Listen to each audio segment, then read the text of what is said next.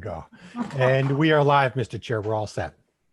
Thank you very much, Chief. My name is Jason Perot, Chairman of the Northborough Board of Selectmen, and I call to order the Monday, September 14th, 2020 regular meeting of the Board of Selectmen.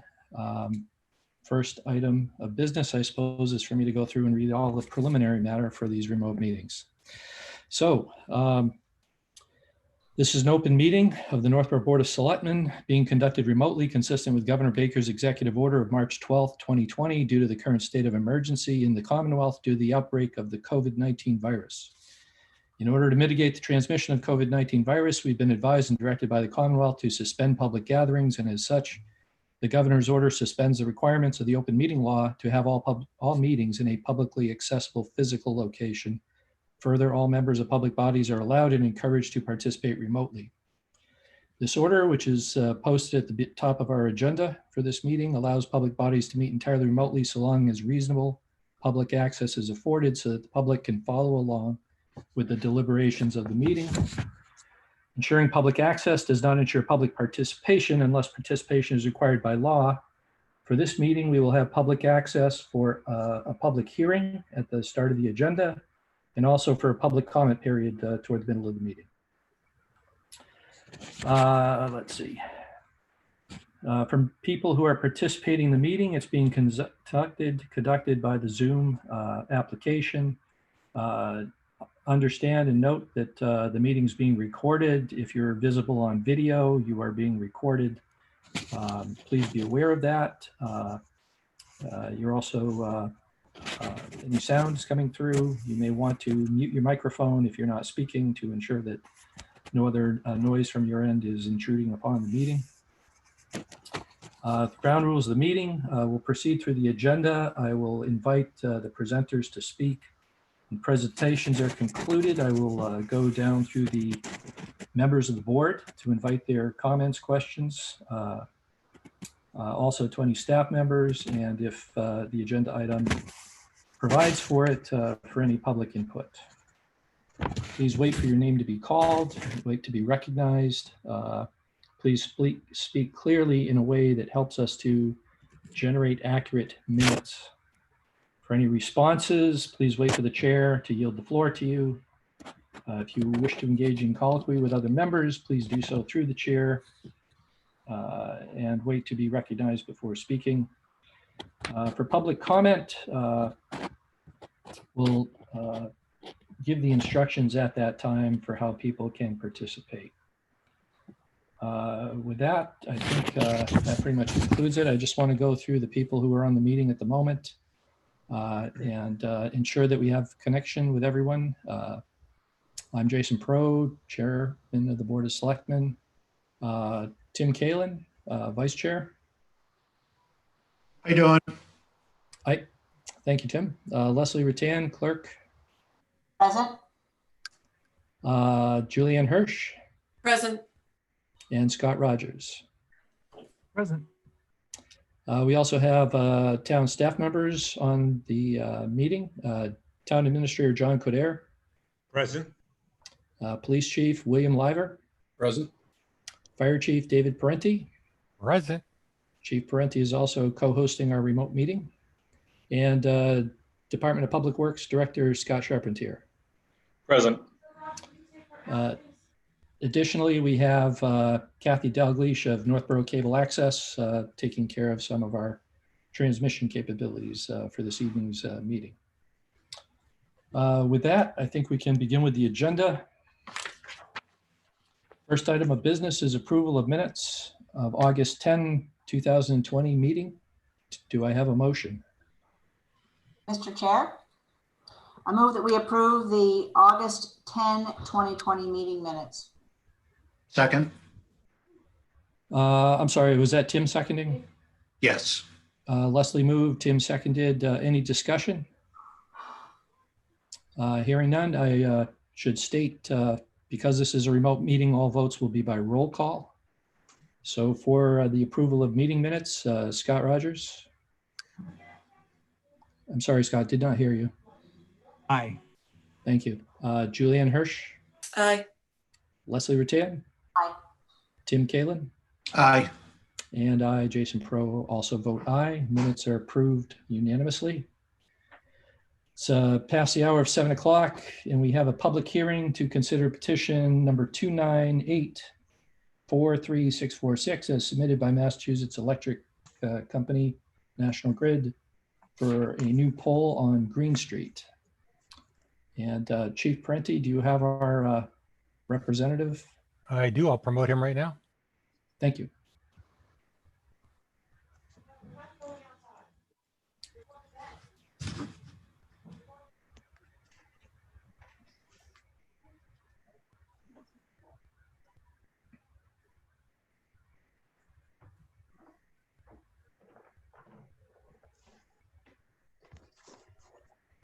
Mr. Parent, I can see you're here. I just asked you to unmute. Hello, Mr. Parent? Yes. Yes, Is that the correct pronunciation of your last name? right, yep. Yep, thank you very much. So we have the petition number 298-43646 for a National Grid new pole on Green Street in Northborough. Would you just care to present some of the details for that? So the reason for this poll is it's a guy stub poll that it would relieve the tension going in the direction of the customer's house at 245. It's just necessary across the street. There's no power. I know there's a customer out there who was asking about power loss, but it doesn't involve any power cables. It's just tension and bring them back across the street. Okay, thank you very much. Do we have any input from town staff? Scott, would you care to speak to this? Scott Charpentier, DBW Director. Certainly, Mr. Chairman. It's a terminal pole. There's two properties, 245 and 249 Green Street, that are served by the pole. The guy tree is across the street. It's nothing but a statue in poor condition, covered in vines. We looked at the site. It's a slightly narrow area, but we recommend approval and recommend that National Grid reach out to police for a detail when performing the work.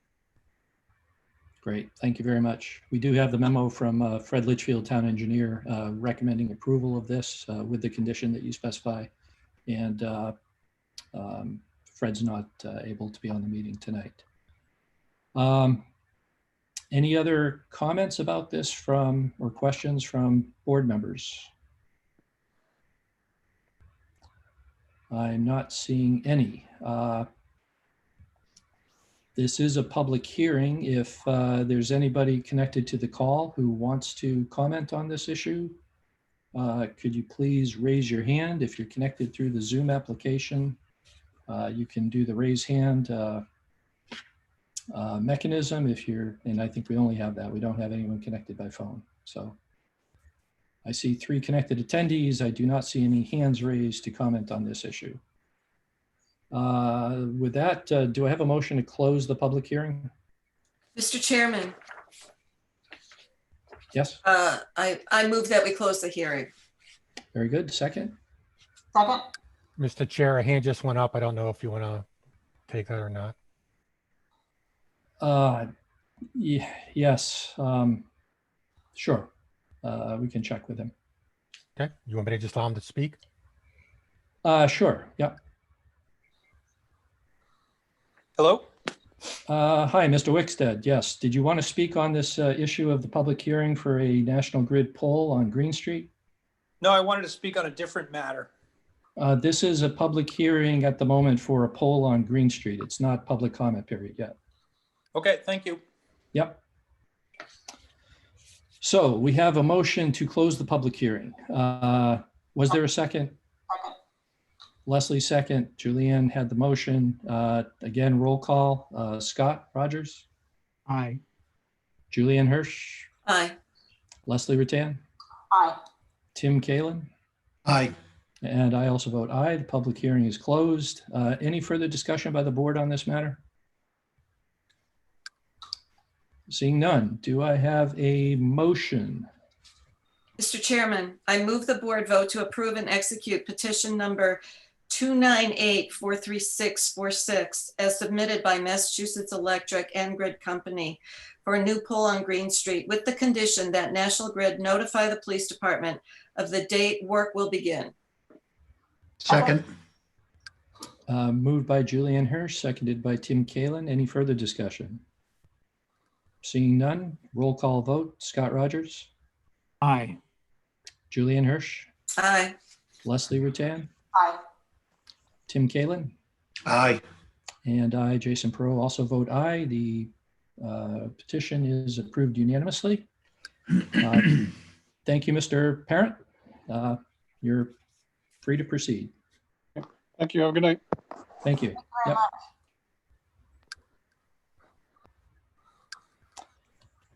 That brings us to reports. Scott Rogers, would you care to lead off?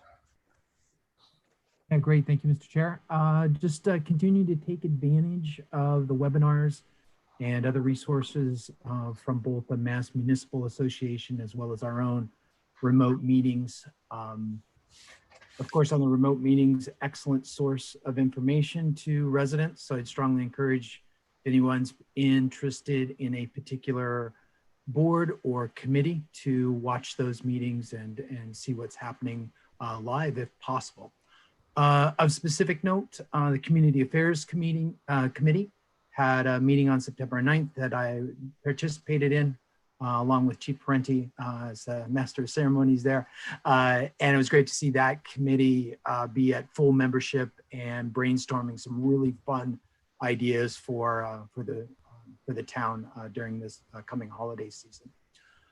Also like to thank the chief for the monthly report from the fire department. There's probably 2 items worth mentioning if the chief's so inclined, would be the responses that they had to take for unauthorized burning, and maybe a word on the accidents that are occurring with rental trucks up at the aqueduct, if you don't mind, Chief. Certainly, I'll speak to the unauthorized burning first. Although many people it may not seem like it out there, but we are in a drought. State of New Hampshire today had no burning throughout the entire state. We are not that far behind. Now, it is not burning season in the Commonwealth, so you cannot have a fire to dispose of debris, such as tree limbs and all that. You are permitted to have a cooking fire per state law. However, you need to call the fire station first to advise us whether or not you're going to be, if you intend on doing it. We may tell you winds are too high or it's too dangerous today. No, you can't have a fire. But it also gives us a heads up that if we do get a call of smoke in the area, we know what we're going to. So for sure, if you do have a outdoor fire pit and you do have a cooking fire, make sure you have a hose nearby and use great care. Make sure the area around the pit is cleaned. Right now, you're going to have debris around there. It's been windy. You're going to have some leaves that are going to start to pile up. You're going to have some other types of duff, some pine needles. Make sure that's all cleared 3 feet around your fire pit. Just a dangerous time right now, so please use great care. As far as the U-Hauls into the aqueduct, I think Chief Lyra could probably speak better to that than I can. I can tell you we just had another one of those again. I think it was 2 weeks ago. It just seems like, I don't know how, but every month or so, we tend to put a U-Haul into the aqueduct, and it's crazy. I wish we had spoken. I think Chief Lyra has sent someone out to make sure they spoke to the renters to tell them to not go that way, and they still go that way. And then they say, well, we're going to squeeze right down the middle lane because it's 10 feet and this is 10 feet tall and I'll fit. Chief Lyra, do you have anything you'd like to add to that? You're muted, Yeah, Chief. it's usually because the last time someone drove a truck that big was never. Yeah. And you're absolutely right. They think they can fit it down the middle, but there's a car coming the other way, so they have to swerve right. That's usually what causes it. The one that surprises me is the professional truck drivers and the 18-wheelers. Yes. Yeah, but bridge 300, trucks 0 still, Yeah, it's interesting. You see a tractor trailer trying to back up on that road because they come around the corner and see the aqueduct. Same thing's happening up on Whitney Street on occasion. You'll see them try to get, because they turn right, which is a 6-ton limit, or left off of Barefoot, which is a 5-ton limit. So it's interesting. Thank you, Chiefs. Scott, continue. Yeah, just finally, I'd like to thank the traffic safety personnel, DPW, for the installation of the warning signs approaching Ellsworth McAfee Park. Hope that with that, drivers will better adhere to the speed limit in that area, especially coming down off the hill at Assabet, and be more mindful of the people that are attempting to cross the roadway, South Street and 135 at those really well-marked locations, but drivers tend to not be mindful of those markings, nor the people trying to wave them down to stop so they're allowed to cross. So thank you for that additional bit of safety. I hope that improves the situation there. That ends my report. Thank you very much, Scott. Julianne? Yeah, hi. Okay, so the White Cliffs Committee met on September 3rd, and we got an update on many of the repairs that have been taking place over the spring and summer. Most people have probably noticed that there's a new roof on the building, and several other projects have been addressed as well. Our next meeting will be September 22nd on Zoom at 10 a.m. and the architects will be joining us at that time to discuss a continuing discussion about the future possibilities for the building. Also, the Northborough Cultural Council met recently, and they are continuing to try to plan art and cultural events for the town, even in this time of social distancing. And I would just like to draw attention to the fact that they do have a survey on our website, and it's a short one. It's open-ended, and they would like very much for people to participate. They've already had a lot of cooperation, so but they're looking for a lot of feedback. So please try to do that. And Apple Fest is coming up. I imagine many people saw the article in the Community Advocate about the details of how Apple Fest will be different this year, but will still take place in a more virtual format. Some events obviously had to be canceled, but others will be modified or held virtually, following all of the guidelines for keeping safe during the pandemic.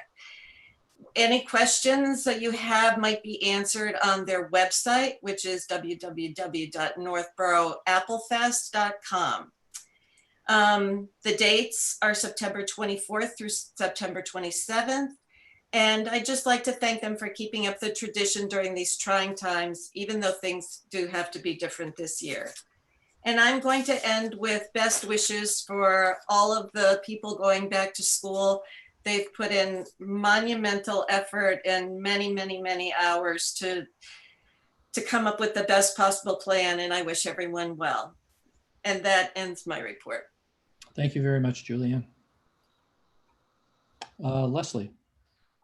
I wanted to thank Chief Parenti for his fire department reports. Always very informative. I love all the statistics that you show on there. And it is interesting to me still that there are more females, I think, that have accidents and things. That seems to be proven month after month, I see. But and the fact that you share things on Facebook and so forth, I think people do find those things interesting. So thank you very much for that. And again, just reiterating what Julianne talked about as far as Apple Fest, northboroughapplefest.com. And I guess too, this year it makes a difference for us in terms of town resources with some of these things happening virtually, that we won't be requiring as many DPW staff, fire department, and police staff. I don't know the details of all that, the intricacies, the logistics of all that, but that certainly changes up what is required of the town, I assume, correct? Yes. Yeah, so it certainly is a different year altogether, and I do appreciate what the Apple Fest Committee is trying to do to keep the tradition going this year. Also, I had gotten some inquiries from people about whether or not there's going to be Halloween, and John did inform me that I don't know if there's anything new on this, but that we were waiting for some guidance from the state Which actually makes sense because it'd be nice if all the towns were handling it similarly, because otherwise we get into this whole thing of, well, why is Northborough doing it and Westborough isn't, or vice versa. So I think it would be ideal, I believe, if the state did come forth with some sort of guidance on this and what they're hoping communities do. Is there anything new on that, John? No, through the chair, we haven't gotten anything additional from DPH. Most staff is on a weekly call with their respective professional associations. I know the issues come up, but there hasn't been any guidance provided just yet. So as you said, we're hopeful that whatever guidance is provided, there's some level of consistency, so you don't have the towns next door doing something radically different. So we're still waiting to hear. As we get closer, if we don't hear, we'll rely on perhaps our Board of Health to provide some guidelines to us, but hopefully we'll get some kind of a consistent sense of what's going to happen.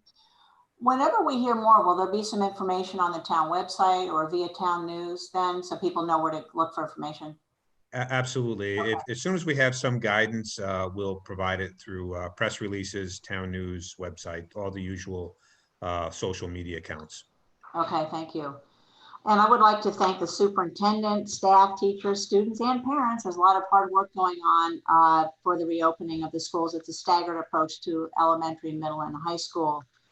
And I just can't even imagine all the work that is going on to just finagle everything logistically and to keep everyone safe at the same time.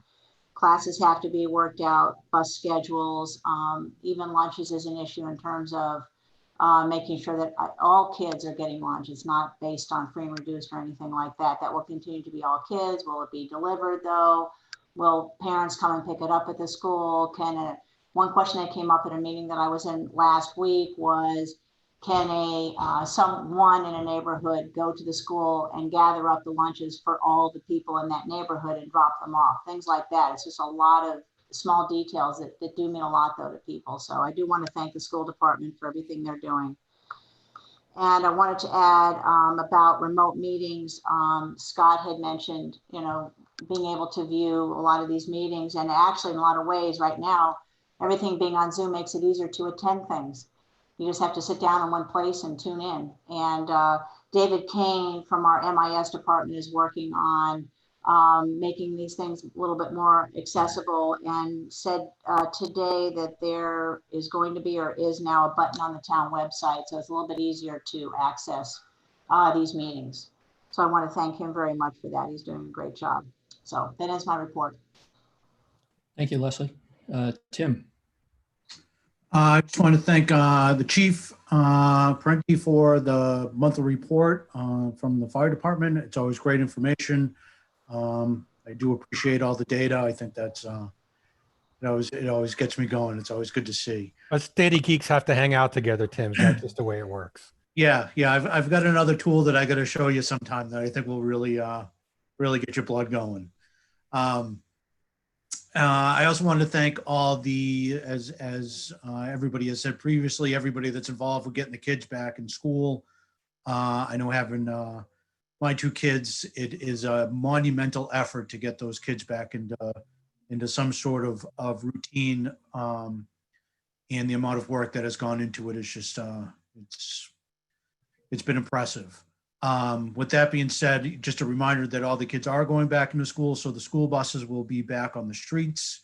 So please pay attention when you're driving, when those stop signs come out on the school bus.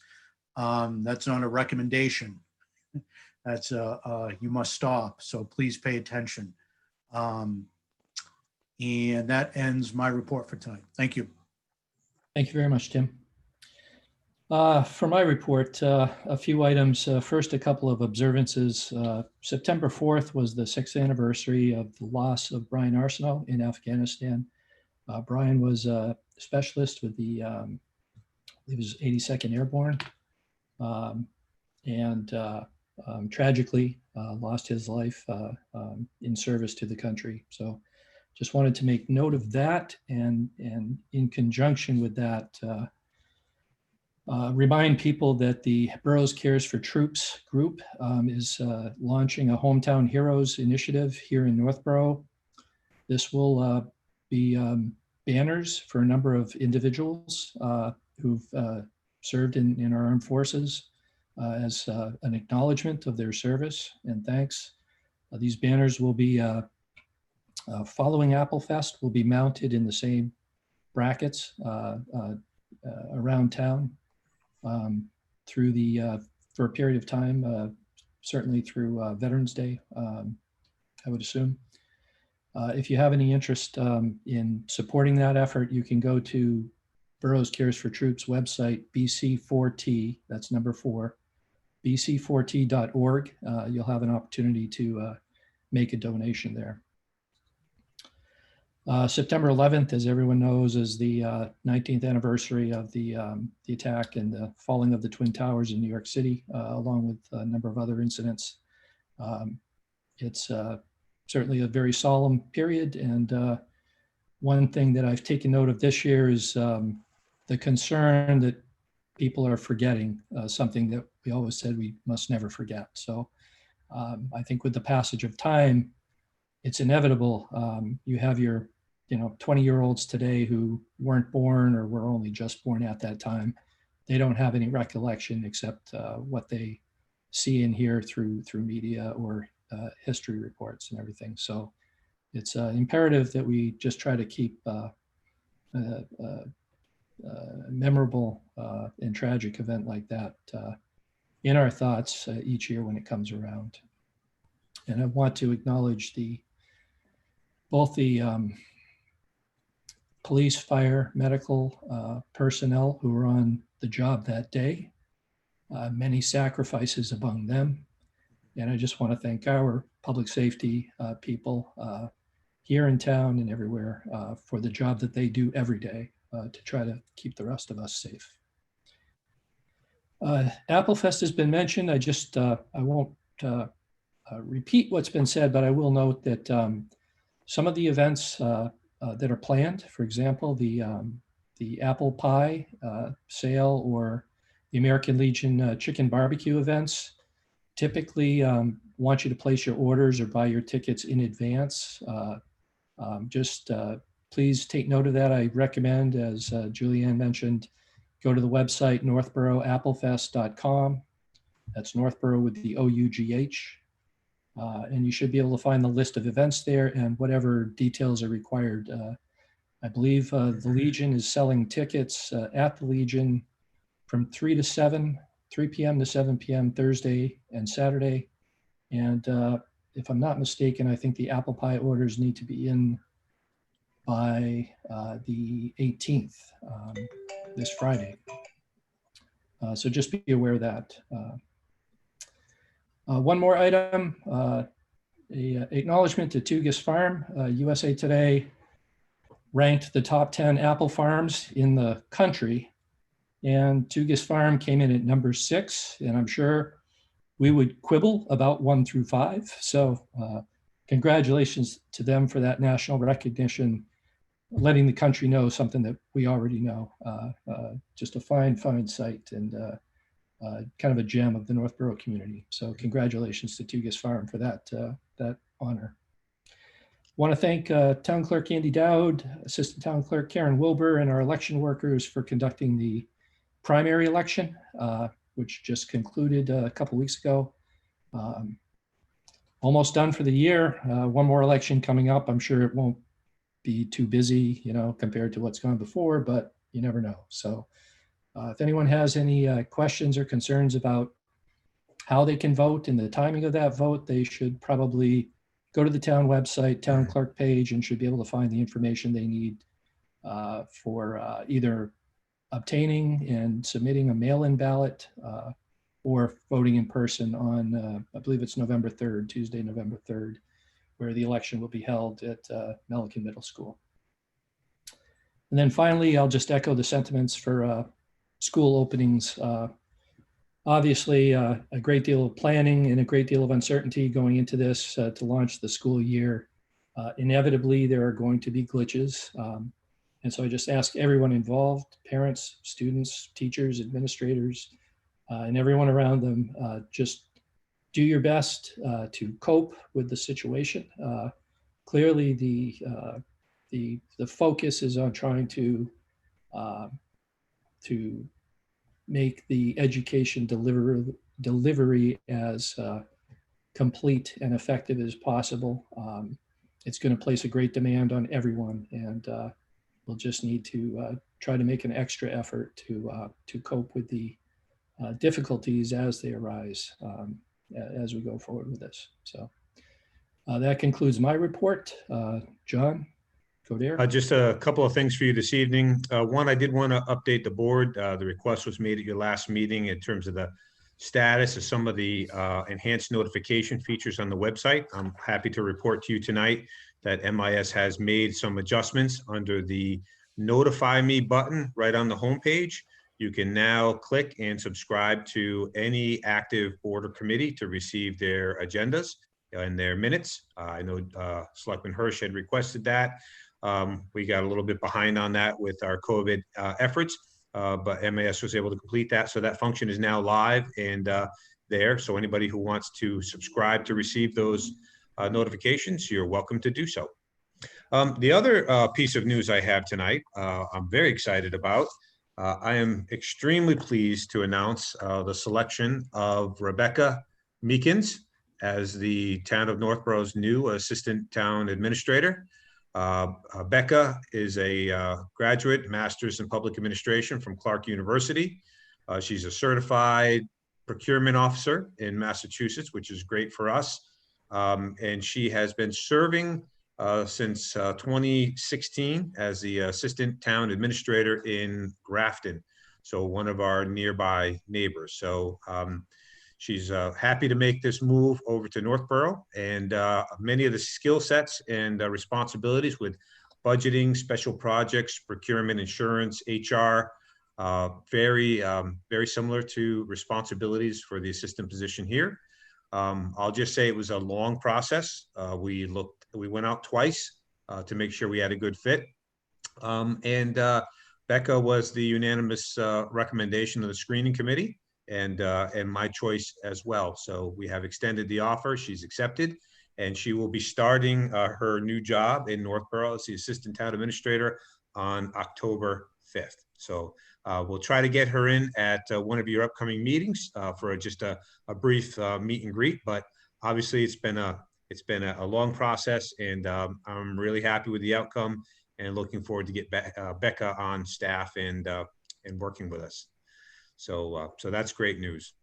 Just a couple other updates while I have you. So we're winding down the assessors recruitment. I hope by the end of the week, I'll have an announcement with regard to a Board of Health agent. We actually have somebody. They just need to finalize giving notice to the current employer. So I can't make that announcement tonight, but I'm very excited about that appointment as well.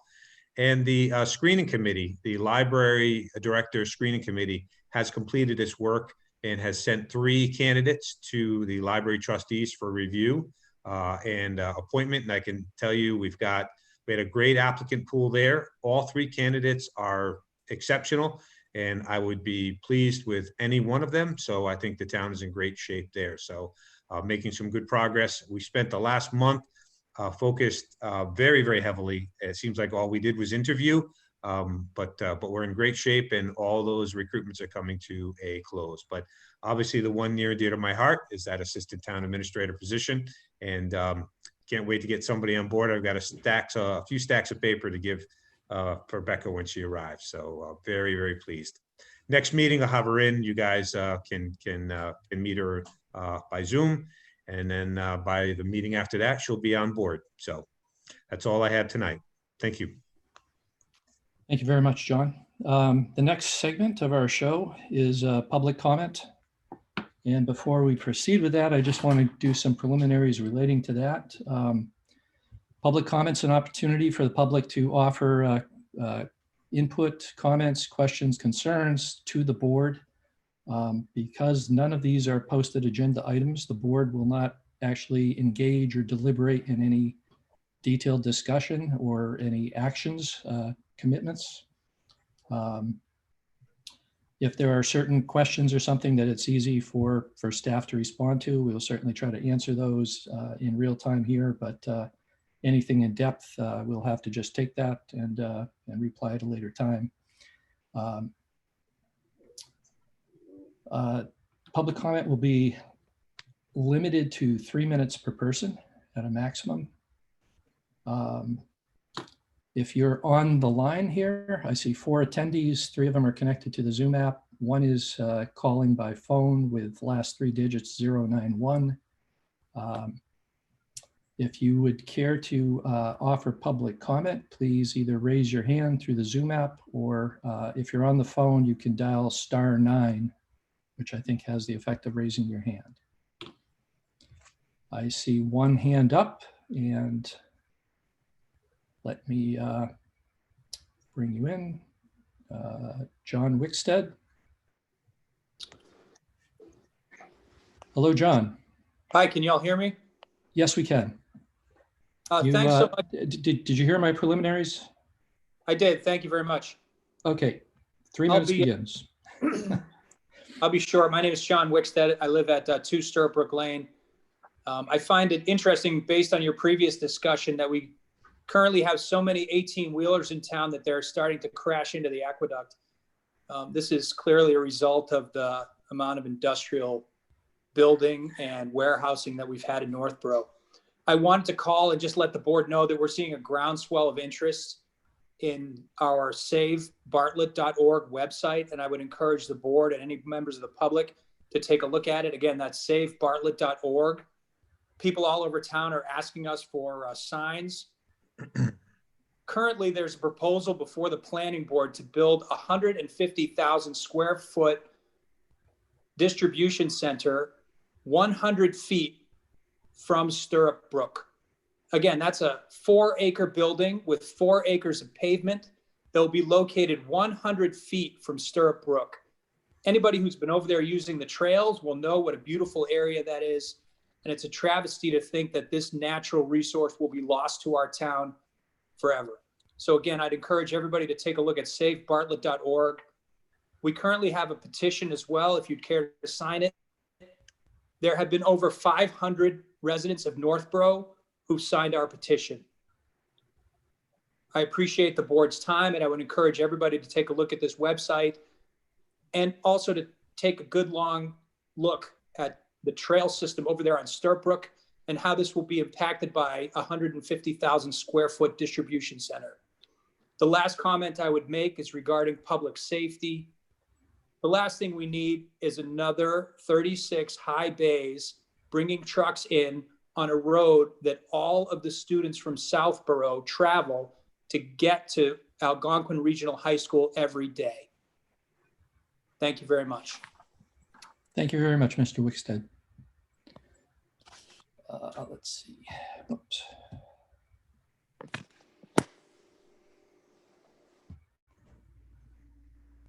I have Rich Armstrong bringing you in now. Hello, Mr. Armstrong. Yes, can you hear me? Yes, we can.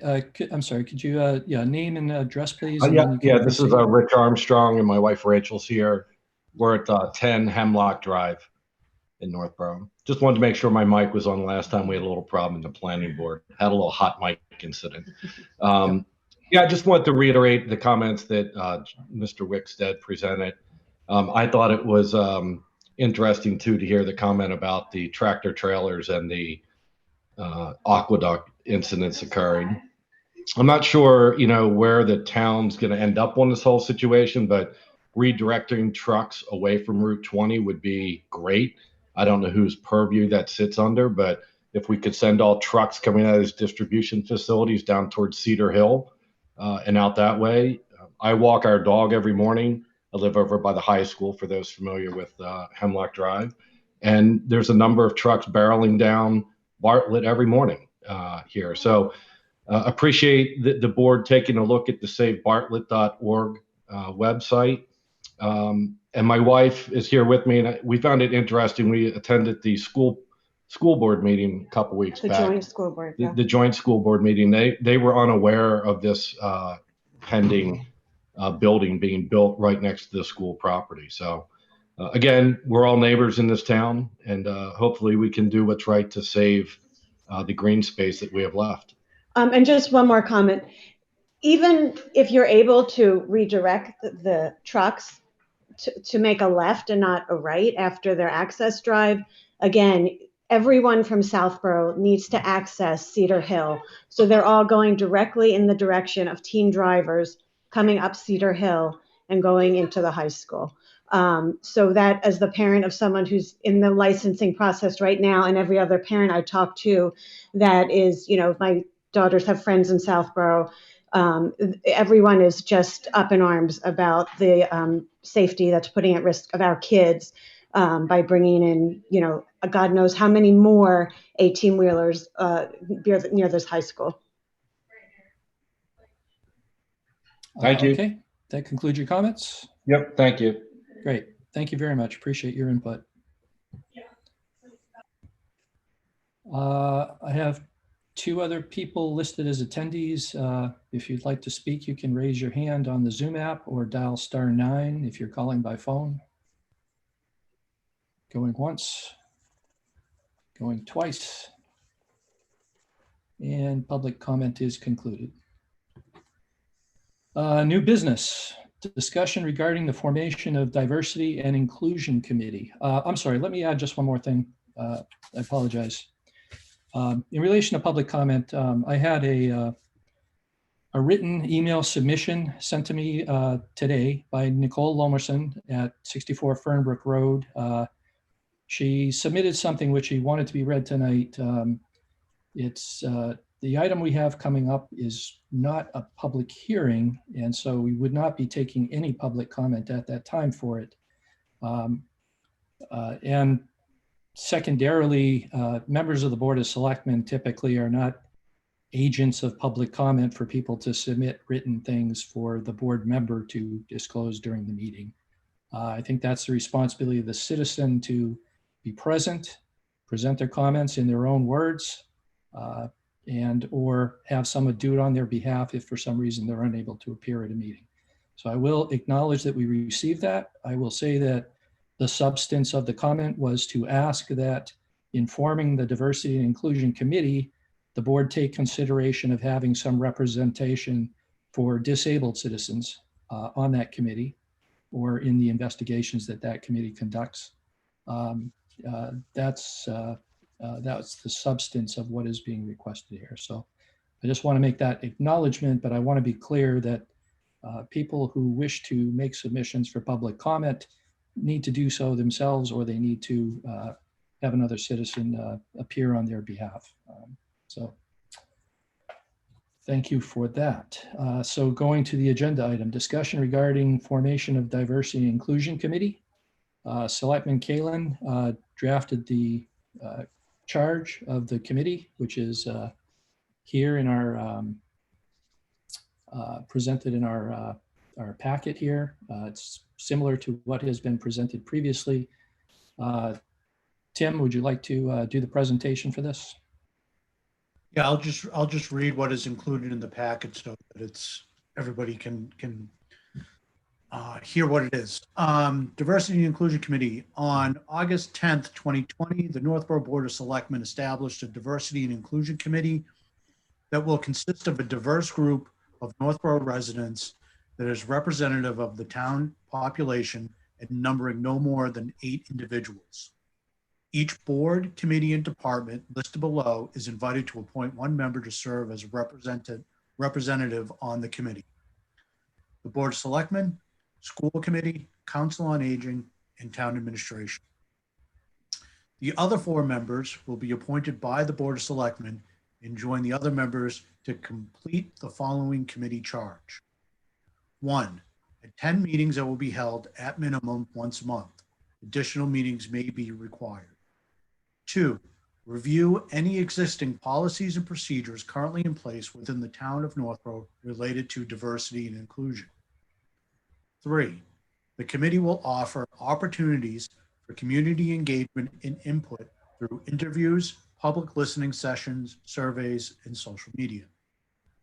4, identify potential areas for improvement based on relevant local, state, and national research and experts on best practices.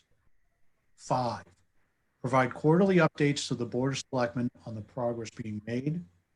And 6, submit a written report detailing the findings and recommendations of the committee to the Board of Selectmen within 12 months from the date of the committee's first meeting. The Diversity and Inclusion Committee will be supported by a staff member from the Town Administrator's Office. Requests for information from town staff or department shall be made through the support staff rather than directly by committee members.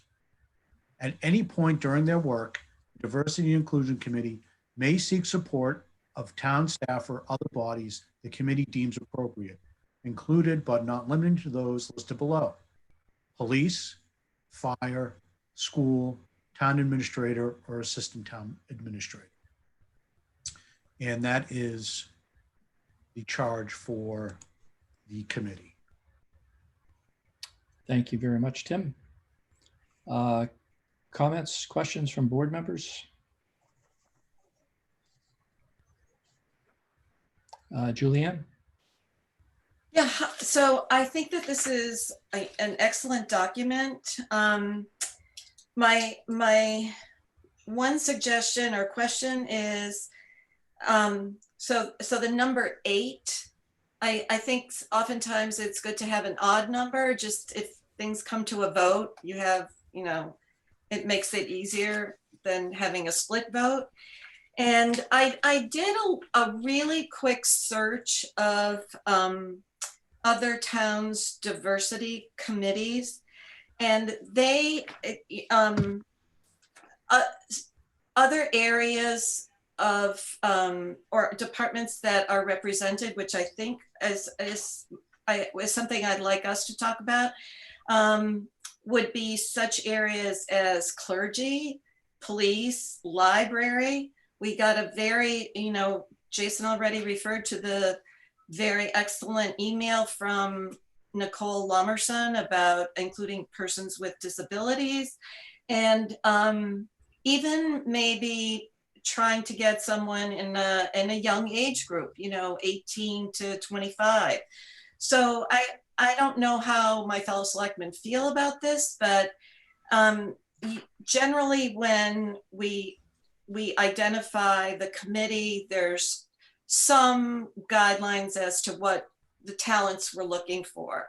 It certainly doesn't mean that anybody, I think people at large are always extremely important, but if we, kind of suggest or include one or all of those groups, it would round out the committee.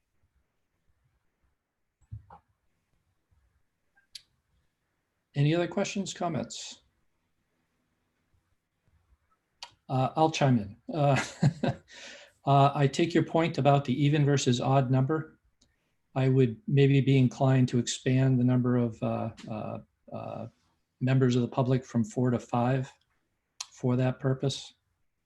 I think we want to draw the distinction between membership on the committee and understanding that one action the committee will take will be a significant amount of outreach to the public across the various constituencies. So I don't see necessarily trying to fine-grained representation by expanding the numbers of the committee members in order to try to hit check marks for representation of various groups here. What I do expect, though, is that we'll have a sufficient number of people who can act efficiently, because we're looking at this as being about a 12-month effort. And as part of that effort, for them to be doing a suitable amount of outreach to various groups in town, which might include youth, which might include seniors, which might include various racial or ethnic groups, would include religious diversity. So while we may or may not have someone as a committee member who's clearly a representative of a particular group, I think the group as a whole, their mission here is to do that outreach and provide appropriate representation for all the groups that we think we're trying to reach here. So from that standpoint, I would agree to increase the membership by one for the members of the public to make it 9 instead of 8. But I think from here forward, it'll be the role of the Board of Selectmen to open for applications for people who are interested in serving, to take those applications in and then to kind of make the evaluation up from among those applicants who, what the right mix would be in terms of diversity on the committee and ability to go out and conduct the business of the committee so that it is broad reaching across the community. Tim. Yeah, I just want to add too that when I was putting this together, thank you for pointing out the 8 versus 9. That never even crossed my mind. So thank you for pointing that out. As far as the representation on the committee, what I was thinking is that people from the community will apply to be on the committee, and then part of the interview process will be going through and making sure that there is a diverse representation from the town. I get nervous classifying. Certain people have to fill certain roles because if there's nobody from that particular group that wants to serve on the committee, then we lose the seat because we can't fill it because it can only be filled by somebody that fits their criteria. So I do believe that we'll get a number of good applications from people. And as we go through the interview process, I think we'll get a very diverse group of people represented on the committee. Thank you. Thank you, Tim. Comments, Leslie? A quick question. When do we anticipate applications for this being available? A couple people have contacted me saying they're interested, so I wanted to see if there was some sort of date for that and where the applications would be available. Good question, John. Yes. Yeah, if I may. So it would be just like any other board or committee opening. We would advertise it, put it out through social media, through the town's website. And then the application and that process would be the same as for any other board or committee. So the application forms, they can send in, anybody interested can send in their application to Diane Wackel, and Diane will assemble that and get it to the interview committee to go through their process. But yeah, it'd be similar to the same process I would envision as we use for any other board or committee opening that the board is looking to fill. Mm-hmm. So that can get out, assuming the board takes their votes this evening and where everybody's comfortable with the makeup and the charge of the committee, then we can get that out, in the next couple of days and start that process, for your next meeting. Thank you. Very good. Any other comments? Yes, Scott. Thanks, Jason. So yeah, I was going to ask Tim that same question as what you mentioned, Tim, about if we begin to define a category that we wanted to have represented, we might not get somebody to apply for that. Scott, your audio is dropping out frequently.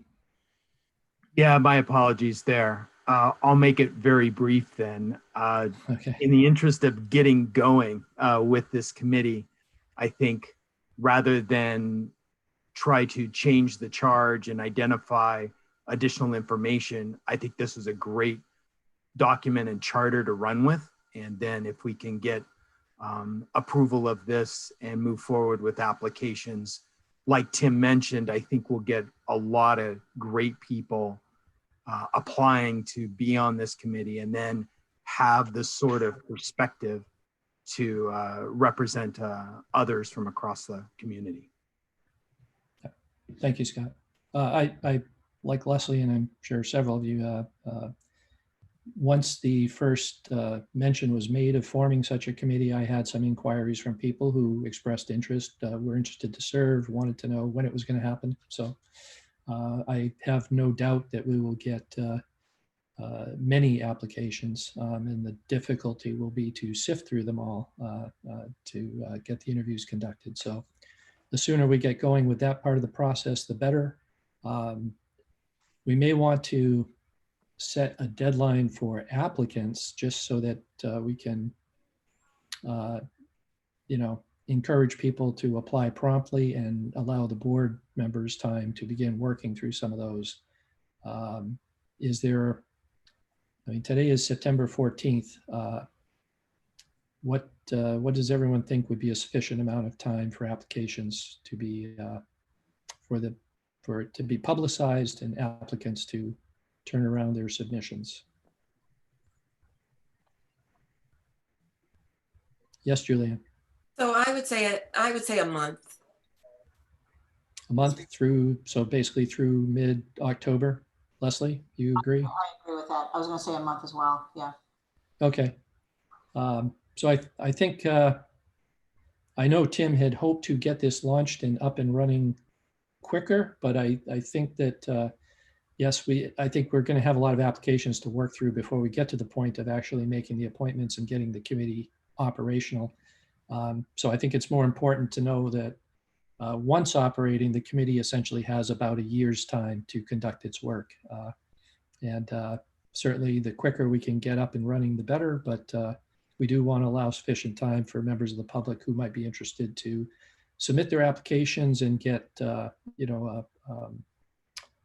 do the right due diligence in reviewing all of those and talking to the applicants and getting to the point where we're ready to make appointments. So a month time then, shall we say, I forget what the date is. So, Mr. Chairman, if I may, Yes. just something to consider. Yep. So a month from today would be October 5th. And then I believe the selectmen's meeting is scheduled for October 19th. If the goal is to have the deadline and have the interview committee conduct interviews and be prepared to make actual appointments at your meeting in October, then my suggestion would be to have the deadline be October 5th. Then the interview committee can do the interviews over the next couple of weeks and potentially be in a position to make recommendations for appointments at I believe your next meeting is, or your October meeting is the 19th. Yeah. So that time frame would work. If you push things off a little bit, then I don't know that the committee's going to have time to do the interviews and make recommendations. I think that sounds like a very reasonable, I think that sounds like sufficient amount of time to get sufficient number of applications in. So keeping in mind also that the deadline would be October 5th. That doesn't mean that the screening committee or the interview committee couldn't begin doing its work prior to that deadline. If you get, usually the way it works with these is you get a rush of applicants right at the beginning, and then it takes a little time for the word to get around and some more will trickle in. But that would work if the intention is to have the committee appointed by your meeting in October, on October 19th. I think that schedule would work. Okay, very good, John. Thank you very much. I'm in agreement with that. Set an October 5th deadline for applications, and certainly anyone who submits something earlier, we can get to them earlier in terms of interview committee.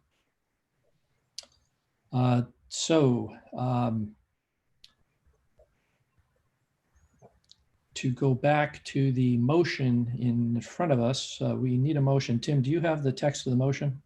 I do. And I'm just gonna update it so it's 9 members, not 8. That's fine. Yes, thank you. I move the board vote to establish a diversity and inclusion committee that will consist of a diverse group of Northborough residents that is representative of the town population and numbering no more than 9 members, to include a representative of the Board of Selectmen, School Committee, Council on Aging, Town Administration, 5 members from the public appointed by the Board of Selectmen. The committee will have the following charge: attend meetings that will be held at minimum once a month. Additional meetings may be required.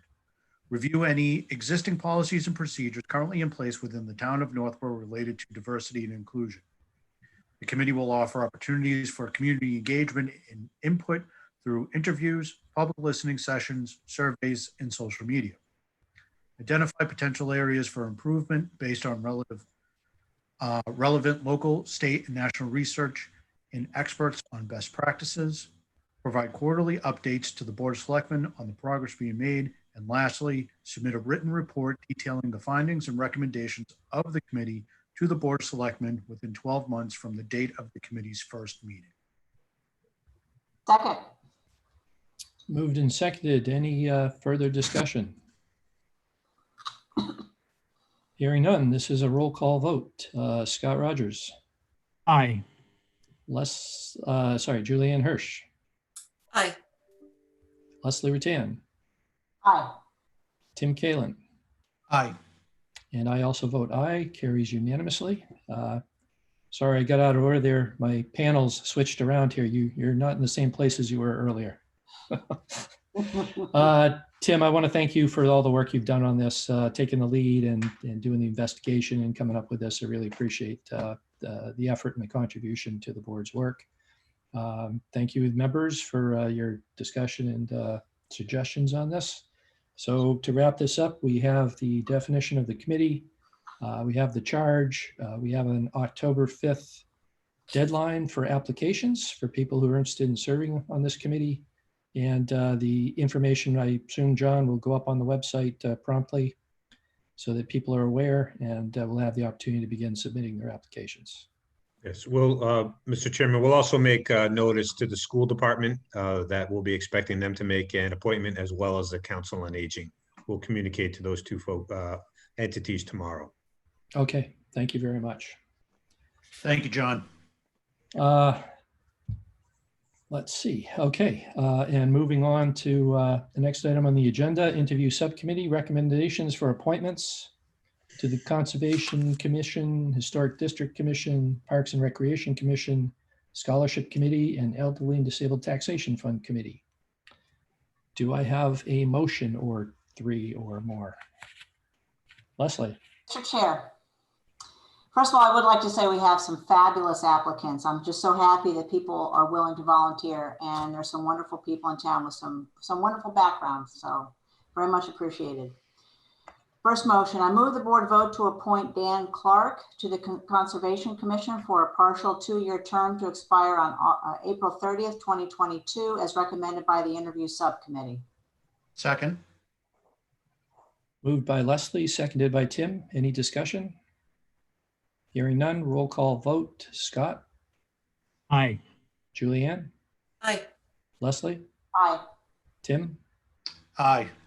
And I will also vote aye, unanimous. Next motion? I move the board vote to appoint Brian Swanson to the Historic District Commission for a partial 2-year term to expire on April 30th, 2022, as recommended by the interview subcommittee. Second. Moved by Leslie, seconded by Tim. Any discussion? Hearing none, roll call vote. Scott? Aye. Julianne? Aye. Leslie? Aye. Tim? Aye. And I vote aye, unanimous. Leslie? I move the board vote to appoint Millie Milton to the Historic District Commission for a partial 1-year term to expire on April 30th, 2021, as recommended by the interview subcommittee. Second. Moved by Leslie, seconded by Tim. Any discussion? Hearing none. Scott? Aye. Julianne? Aye. Leslie? Aye. Tim? Aye. And I vote aye. Carries unanimously. Leslie? I move the board vote to appoint Gary Modulino to the Parks and Recreation Commission for a partial 3-year term to expire on April 30th, 2023, as recommended by the interview subcommittee. Second. Moved and seconded. Any discussion? Hearing none. Roll call. Scott? Aye. Julianne? Aye. Leslie? Aye. Tim? Aye. And I vote aye. Carries unanimously. Leslie? I move the board vote to appoint Carrie Thornton Genova to the Scholarship Committee for a partial 3-year term to expire on April 30th, 2023, as recommended by the interview subcommittee. Second. Moved by Leslie, seconded by Tim. Any discussion? Hearing none, roll call vote. Scott? Aye. Julianne? Aye. Leslie? Aye. Tim? Aye. And I vote aye, carries unanimously. Leslie? Okay, last one.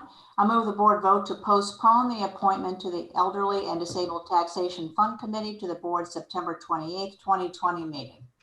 Second. Moved and seconded, moved by Leslie, seconded by Tim to postpone. Is there a reason for the postponement?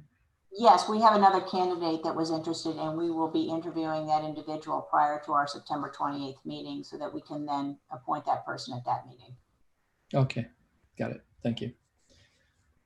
Any discussion? Hearing none, roll call vote to postpone the appointment. Scott Rogers? Aye. Julianne Hirsch? Aye. Leslie Rattan? Aye. Tim Kalen? Aye. And I will vote aye, unanimous. And I believe that concludes our appointments for this evening. Yes. Next item is execution of cemetery deeds 1100 and 1101. Do I have a motion? Mr. Chair, Yes. I move the board vote to execute cemetery deeds 1100 and 1101. Second. Moved by Scott Rogers, seconded by Tim Kalen. Any discussion? Hearing none, roll call vote. Scott? Aye. Julianne? Aye. Leslie? Aye. Tim? Aye. And I vote aye, carries unanimously. Any other business to come before the board? John? No other business this evening? Okay. Julianne, did you have a question?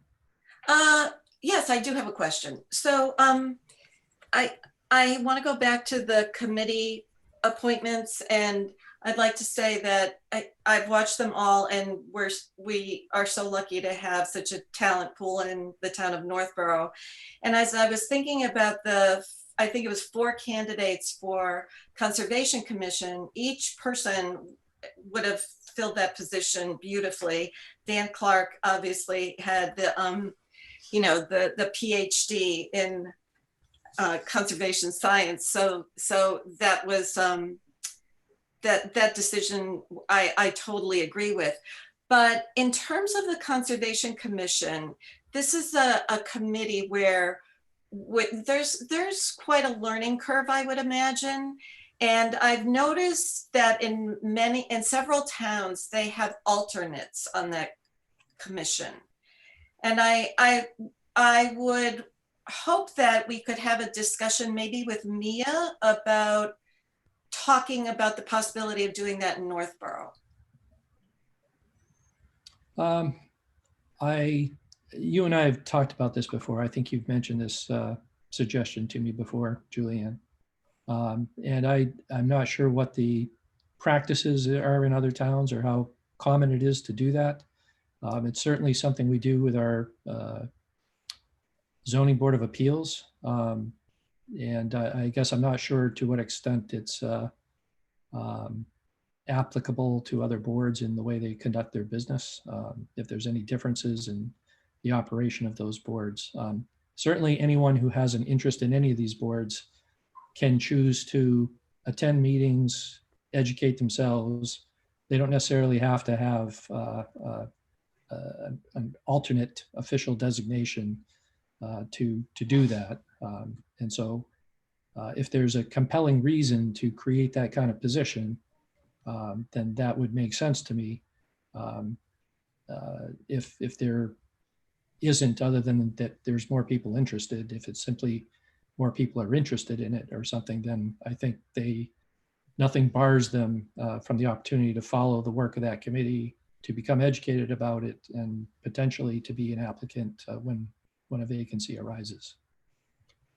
Well, my thought is that alternates usually get all of the materials. They can participate. They can't vote, but they participate in the meetings, and it's a good way, I think, for people to learn on these committees that involve laws and rules and regulations. So that was my thought. And also, since we have such a great interest in the Conservation Commission, yeah, you know, I thought that maybe talking to Mia, she may know of how other towns do it.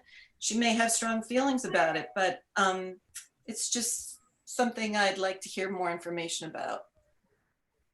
But Okay. Yeah. if other people are happy with the current iteration, I'm good with that too. Right. I haven't heard any concerns or complaints that our Conservation Commission has had difficulty executing their charge because of a lack of members or lack of alternates to stand in at certain times. Certainly Zoning Board of Appeals, I think is kind of on the hook for a lot of decisions that they render that have to have some, withstand legal scrutiny, and there's some benefit. I think there's also, and perhaps some timeliness involved in some of those actions where the presence of alternate members who can be involved in the process, and when time comes to vote, stand in and be able to execute that vote makes more sense to me. I'm not sure that that is quite the same concern or issue for the Conservation Commission. But I'd certainly entertain whatever input you'd like to get. If you want to ask the Conservation Commission members themselves, or if Mia has any input about that. So. Okay, all right. That's fine. Yeah. Thank you. Sure. And having segued back to that, I will add my thanks to all of the applicants, the ones who were filling the positions and the ones for whatever reason weren't selected this time around. We certainly do appreciate the interest. We do have on many boards and committees, several boards and committees, continuing openings and everything, and anyone who steps forward and is able to make a contribution, that contribution is certainly welcome. So we appreciate the willingness of people to step forward and make themselves available for this work. With that, any other business? Nothing more. Business. Do I have a motion to adjourn? Mr. Chairman, I move we adjourn the meeting of September 14th, 2020. Very good. Do I have a second? Second. I heard a silent second from Scott Rogers, and then I heard an audible second from Tim Kalin. So I'll give it to Tim. Julianne moved. Tim seconded. Roll call vote. Scott Rogers, speak up, boy. Aye. Julianne. Aye. Leslie. Aye. Tim. Aye. And I will vote aye. The meeting's concluded. Thank you all very much. Appreciate all your help, board members and staff. Good night. Thank you. Thank you. Have a good night.